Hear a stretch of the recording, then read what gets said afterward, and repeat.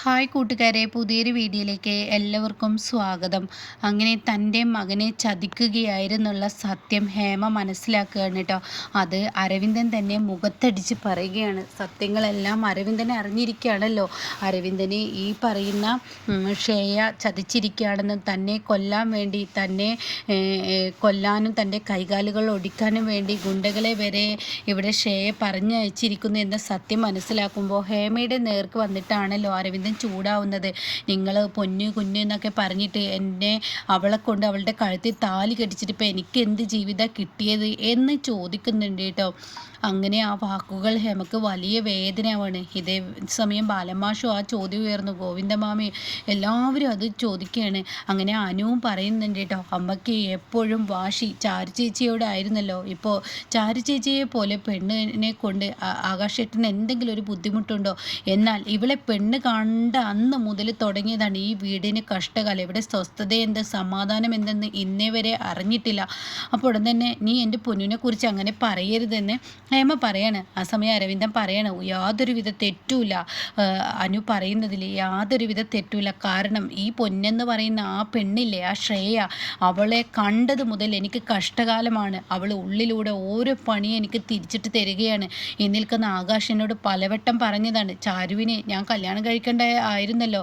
അങ്ങനെ ഇരിക്കുമ്പോൾ ഈ നിൽക്കുന്ന ആകാശ് പ്രണയിച്ച പെണ്ണാണല്ലോ ശ്രേയ.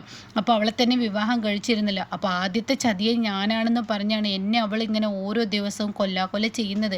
അപ്പോൾ അതൊക്കെ പാടെ കേൾക്കുന്ന ഹേമക്ക് ഭ്രാന്ത് പിടിക്കുകയാണ് കേട്ടോ. അങ്ങനെ ഹേമക്ക് ഇത് വിശ്വസിക്കാൻ കഴിയുന്നില്ല. ഹേമയുടെ മനസ്സിൽ വീണ്ടും വീണ്ടും ചോദ്യചിഹ്നമാവുകയാണ്.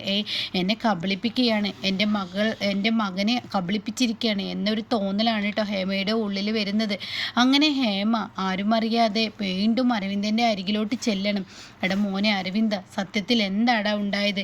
അവൾ നിന്നെ ചതിച്ചിട്ടുണ്ടാവില്ലടാ. എനിക്ക് തോന്നുന്നത് ഈ നിൽക്കുന്ന ചാരുവും ആകാശവും കൂടി നിനക്കിട്ട് നീ അവളെ ഒഴിവാക്കാനുള്ള എന്തെങ്കിലും പണി ചെയ്തതായിരിക്കും. അത് കേൾക്കുന്ന അരവിന്ദൻ അങ്ങ് ദേഷ്യം പിടിക്കാൻ കേട്ടോ. ഒന്നും മിണ്ടാതിരിക്കുന്നുണ്ടോ? ഇനി നിങ്ങൾ വാ പൊളിച്ചാൽ എൻ്റെ സ്വഭാവം എന്തെന്ന് ശരിക്കും നിങ്ങളറിയോ. ഇത്രയും ദിവസം ഞാൻ മിണ്ടാതിരുന്നു, ഇനി എനിക്ക് മിണ്ടാതിരിക്കാൻ കഴിയില്ല. കാരണം എന്താണെന്നറിയോ, ഓരോ ദിവസവും ഞാനിങ്ങനെ കിടന്ന് അവളിൽ നിന്ന് ഓരോ ശിക്ഷ അനുഭവിക്കാണ്. അവളിൽ നിന്ന് ഞാൻ മാത്രമല്ല, ഈ കുടുംബത്തിന് മൊത്തത്തിൽ. എന്നിട്ട് അതിന് പേര് പുടവക്കാരി എന്നും എൻ്റെ അമ്മ പറയും. പക്ഷെ പുടവക്കാരിയല്ല ഇവിടുത്തെ യഥാർത്ഥ പ്രശ്നം. ഈ നിൽക്കുന്ന ശ്രേയ തന്നെയാണ്, എൻ്റെ ഭാര്യയായി വന്നവളാണ്. അതുകൊണ്ട് മതി അമ്മേ, ഇനി അവൾ മൊത്തമുള്ള ജീവിതം. ഇനി അമ്മ എന്നോട് ഒരിക്കലും പറയരുത് അവൾ മൊത്തമുള്ളൊരു ജീവിതം മുന്നോട്ട് പോകണമെന്നുള്ള ആവശ്യം എന്നിൽ ഉന്നയിച്ച് അമ്മ വരരുത്. എനിക്കത് താങ്ങില്ല. അവളുമായുള്ള ജീവിതം ഞാൻ മടുത്തു. ഓരോ ഫസ്റ്റ് നൈറ്റ് അവളായിട്ട് ഞാൻ ജീവിക്കാൻ ആഗ്രഹിക്കുമ്പോഴോ അവളെ ഓരോ കള്ളങ്ങൾ അവിടെ ഉണ്ടാക്കും. എന്നാൽ ഇപ്പോൾ എനിക്ക് മനസ്സിലായി അതൊന്നും ഇവിടെ ചാരുവിൻ്റെ മേലിട്ടിട്ട് അവൾ ചെയ്യുന്ന കള്ളങ്ങളെല്ലാം ചാരുവിൻ്റെ മേലിട്ടിട്ട് പാവം എൻ്റെ അനിയനെയും ചാരുവിനെയും കുറ്റപ്പെടുത്തുകയായിരുന്നു. പക്ഷെ അതെല്ലാം അവളുടെ വിദ്യകളാണെന്ന് എനിക്ക് നേരിൽ കണ്ടിട്ടാണ് ഞാൻ വന്നിരിക്കുന്നത്.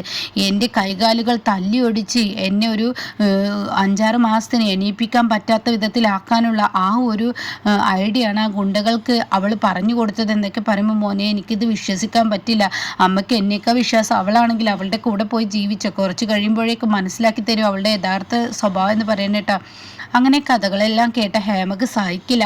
ഹേമ നേരെ പോവുകയാണ് അവളെ കാണാൻ. ഷേയെ കണ്ടേ പറ്റുള്ളൂ എന്നുള്ള തീരുമാനത്തിലിട്ടോ. അപ്പോഴേക്കും ഷേയുടെ അമ്മ വലിയ ചൂടാവുന്നുണ്ട്. എന്ത് പണിയാണ് നീ കാണിച്ചത്? പിന്നെ ഞാൻ അവൻ്റെ മുന്നിൽ എൻ്റെ മാനങ്ങ് പോയിക്കോട്ടെ എന്ന് പറഞ്ഞിട്ട് ഞാനങ്ങ് കിടന്നു കൊടുക്കുക, അതോടുകൂടി കാര്യങ്ങൾ തീർന്നല്ലോ എന്ന് പറയാൻ കേട്ടോ ഹേമ. സോറി, ഷേയുടെ അമ്മയോട് പറയാണ്, എല്ലടി മോളെ, നിൻ്റെ പ്രതികാരം ഒന്നും ആയിട്ടില്ലല്ലോ. ഈ സമയം നീ ഇങ്ങനെയൊക്കെ ചെയ്താൽ എന്താ ഇനി കാണിക്കുക? അവന് ഇനി ഡിവേഴ്സുമായി മുന്നോട്ട് വരുമ്പോൾ നീ എന്ത് ചെയ്യും? ഇനി നിനക്ക് ആ വീട്ടിലോട്ട് കയറി പറ്റില്ലല്ലോ എന്നൊക്കെ പറയുമ്പോൾ മനുഷ്യനാകെ തലക്ക് ഭ്രാന്ത് പിടിച്ച് നിൽക്കുന്ന സമയത്ത് വീണ്ടും വീണ്ടും എന്നെ ഇങ്ങനെ കുത്തിയോടുത്ത് തന്നെ കുത്തല്ലേ, അത് നിർത്ത്. എന്തെങ്കിലും ഒരു വഴി കണ്ടെത്താനുള്ള ആ ഒരു ബുദ്ധിയും ആ ഒരു സമയം എനിക്ക് തായോ എന്നൊക്കെ പറയുമ്പോഴാണ് കേട്ടോ ബെല്ല ആരോ അടിക്കുന്നത്. അപ്പോൾ ഉടൻ തന്നെ ആരാണാവോ ഇനി വന്നിട്ടുണ്ടാവുക എന്ന് പറഞ്ഞിട്ട് ഷേയുടെ അമ്മ പോവുകയാണ് വാതിൽ തുറക്കാൻ. ആ സമയം ഉടൻ തന്നെ ഷേ ഇങ്ങനെ തലപുകഞ്ഞ് ആലോചിക്കുകയാണ്. ഇതേ സമയം ഹേമയാണ് കേട്ടോ. അപ്പോൾ ഹേമ ഷേയുടെ അമ്മയെ കണ്ട ഉടൻ തന്നെ നിങ്ങളുടെ മകളെന്താ ഒളിഞ്ഞിരിക്കുകയാണോ എന്ന് ചോദിക്കുന്നത്. അപ്പോൾ ഹേമ നീ കയറി എന്തെങ്കിലും കലിപ്പിൽ ഇത്ര ദേഷ്യത്തിൽ പിന്നെ ഞാൻ നിങ്ങളുടെ കവിളിൽ ഉമ്മ വെക്കണം എന്നാണ് നിങ്ങൾ പറയുന്നത്. നിങ്ങളുടെ മകള് കാരണം എൻ്റെ കുഞ്ഞിനുണ്ടായ അനുഭവങ്ങൾ ഇനി ഞാൻ ഓരോന്നായി എണ്ണി പറയണോ എവിടെ അവളെ എന്ന് പറയണേ. അപ്പോൾ ഉടൻ തന്നെ ഹേമയുടെ അടുത്തോട്ട് ഷേ വരികയാണ്. ആൻറ്റി എന്നൊക്കെ പറഞ്ഞങ്ങ് കരയുകയാണ് കേട്ടോ. ആൻറ്റി ഞാനൊരു തെറ്റും ചെയ്തിട്ടില്ല. ആൻറ്റിയുടെ മരുമകളുണ്ടല്ലോ ആ പുടവക്കാരി, അവളുടെ ഓരോ ഹൈഡുകളാണ് അരവിന്ദനെ വിശ്വസിപ്പിക്കാൻ പറ്റുന്ന വിധത്തിൽ ഓരോന്ന് ചെയ്തു കൂട്ടിയതാണ്, അല്ലാതെ ഞാനൊന്നും തന്നെ ചെയ്തിട്ടില്ല. വെറുതെ എന്നെ കുറ്റപ്പെടുത്തുകയാണ്. ഇത് ആകാശിൻ്റെയും ചാരുവിൻ്റെയും പണിയാണ്. ഞാനും അരവിന്ദനും ജീവിക്കാതിരിക്കാൻ വേണ്ടിയാണ് ഞങ്ങളുടെ കൂടെ ഞങ്ങൾ പോയ അതേ റിസോർട്ടിൽ അവർ എത്തുകയും ഞങ്ങൾ താമസിക്കുന്ന ഓരോ ദിവസം രാത്രി ഞങ്ങൾക്കൊരു ഫസ്റ്റ് നൈറ്റ്, ഞങ്ങൾക്കൊരു ജീവിതം തുടങ്ങാൻ അനുവദിക്കാതെ ഓരോ ദിവസവും മനഃപൂർവ്വം ഓരോ പ്രശ്നങ്ങൾ ഉണ്ടാക്കി അവളും ആകാശവും മനഃപൂർവ്വം ഇതൊക്കെ ചെയ്തതാണ് എന്ന് പറയുന്നത് ഷേക്ക് ഓർമ്മയുള്ളൂ. അപ്പോഴേക്കും ഹേമയുടെ കൈ ഷേയുടെ കരണത്ത് വന്ന് വീഴട്ടോ. ഈ സമയം ഷേ ഒരു നിമിഷത്തേക്ക് ശബ്ദിക്കാനാവാതെ തൻ്റെ കണ്ണിൽ നിന്നും പൊന്നിച്ചു പോവുകയാണ്. ഇതേ സമയം ഷേയുടെ അമ്മ വാപ്പൊത്തി നിൽക്കുകയാണ്. ഈ സമയം ഇവിടെ ഹേമ പറയണേ, എടി ഞാൻ നിന്നെ പൊന്നു എന്ന് പറഞ്ഞ് വിളിച്ചത് നീ എൻ്റെ പൊന്നായി കണ്ട് തന്നെയാണ്. എൻ്റെ മക്കളെക്കാൾ കൂടുതൽ ഞാൻ നിന്നെ സ്നേഹിച്ചു. കാരണം എന്താണെന്നറിയോ, എൻ്റെ അരവിന്ദന് നീ ഒരു വധുവായി വന്നതിൽ എനിക്ക് അത്രയും നിന്നോട് ഇഷ്ടമുണ്ട്. കാരണം എൻ്റെ ഭർത്താവ് എന്നെ ഒരുപാട് തരത്തിൽ എന്നെയും എൻ്റെ മകനെയും അപമാനിച്ചിട്ടുണ്ട്. എൻ്റെ മകൻ പഠിക്കാത്തവനാണെന്നും പലതും പറഞ്ഞ് ഒരു ഗവൺമെൻറ് ജോലിക്ക് ഒന്നുമില്ലെന്നും പറഞ്ഞിട്ട് ഞാൻ എൻ്റെ ഭർത്താവിൻ്റെ പെങ്ങളുടെ മകളെ കെട്ടാത്തതിനും ചാരുവിനെ കെട്ടാത്തതിനും അങ്ങനെ എന്തെല്ലാം പറഞ്ഞ് ഞങ്ങളെ വേദനിപ്പിച്ചിട്ടുണ്ട്. ആ സമയമാണ് നീ എൻ്റെ മരുമകളായി വരാൻ തയ്യാറായത്. അന്ന് മുതൽ നിന്നെ എനിക്ക് ജീവനായിരുന്നു. പക്ഷെ നീ എൻ്റെ കുഞ്ഞിനെ ചതിക്കാനും നിൻ്റെ പ്രതികാരം വീട്ടാനുമായിട്ടാണ് നീ എൻ്റെ വീട്ടിലോട്ട് വന്നതെന്ന് എൻ്റെ മകൻ എൻ്റെ മുഖത്ത് നോക്കി കരഞ്ഞു പറഞ്ഞപ്പോൾ ഞാൻ അവനോട് എന്താണ് അവനോട് എനിക്ക് മറുപടി പറയേണ്ടതെന്ന് എനിക്കറിയില്ല. ഒരു ദിവസവും രാത്രി നീ മനഃപൂർവ്വം ഓരോ പ്രശ്നങ്ങൾ ഉണ്ടാക്കുകയാണ്. അതെനിക്ക് മനസ്സിലായി.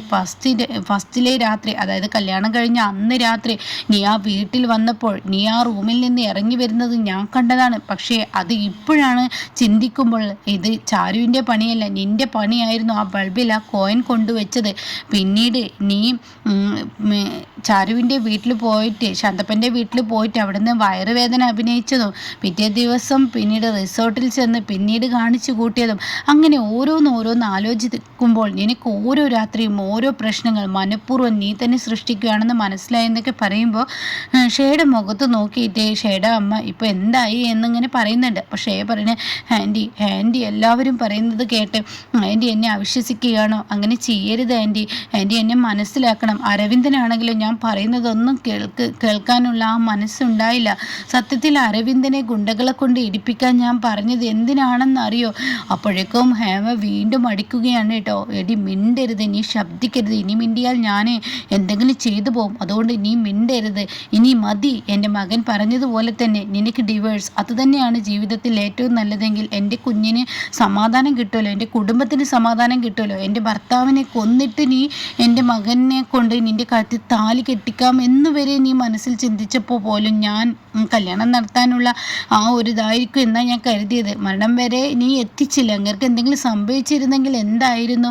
അപ്പോൾ അതുകൊണ്ട് നീയുമായുള്ള ഒരു വിവാഹം ഇനി വേണ്ട. എൻ്റെ കുഞ്ഞിന് ഇനി നീയുമൊത്തുള്ള ഒരു ജീവിതം വേണ്ടെന്ന് പറഞ്ഞിട്ട് അവിടെ നിന്നും ദേഷ്യത്തോടു കൂടി ഹേമ പോകുമ്പോൾ ഉടൻ തന്നെ ഷേയുടെ ആ പ്രതീക്ഷയും നഷ്ടപ്പെടുകയാണ് കേട്ടോ.